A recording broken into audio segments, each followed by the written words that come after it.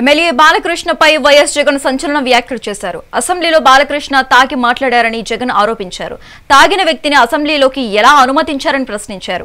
బాలకృష్ణ పని పాట లేని సంభాషణలు చేశారని, అసెంబ్లీలో మాట్లాడాల్సిన అంశాలు వేరైతే ఆయన మాట్లాడింది వేరని జగన్ మండిపడ్డారు. బాలకృష్ణ చేసిన వ్యాఖ్యలు, ఆయన సంభాషణల తీరు చూస్తుంటే ఆయన మానసిక పరిస్థితి ఏంటో అర్థమవుతుందన్నారు జగన్. పని పాట లేని కాన్వర్జేషన్ బాలకృష్ణ అనే వ్యక్తి తీసుకొచ్చాడు అసెంబ్లీలో.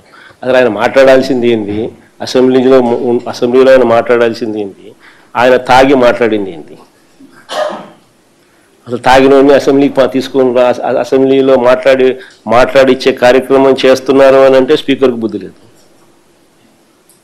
తాగినోడు ఆ మాదిరిగా మాట్లాడుతున్నాడు అని అంటే ఆయన సైకలాజికల్ హెల్త్ ఎట్లుందో, అసెంబ్లీకి వచ్చి ఆ మాదిరిగా మాట్లాడుతున్నాడంటే ఆయన సైకలాజికల్ హెల్త్ ఎట్లుందో ఆయన క్వశ్చన్ చేసుకోవాలి.